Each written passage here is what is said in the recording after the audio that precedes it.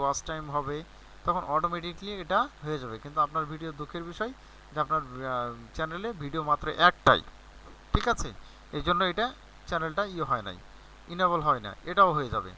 দেখেন এর আমার চ্যানেলের অপশন গেল, এবার আপলোডার ফিচার্স চলে যায়।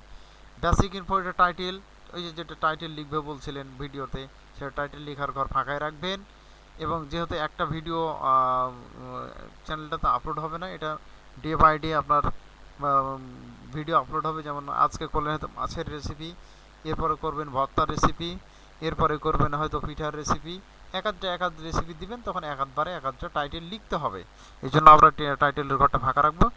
ডেসক্রিপশনটা একই, আপনি পিঠা বানালেন কীভাবে, কী দিয়ে কী দিয়েছেন, উপকরণ কিলো কী কী, এটা লিখতে হবে। এবং মাছের রেসিপিতেও কী কী দিচ্ছেন না দিচ্ছেন এটা একটা দেখতে হবে এই বেসিক ইনফরমেশানের এই ডেসক্রিপশন অপশনে। এরপরে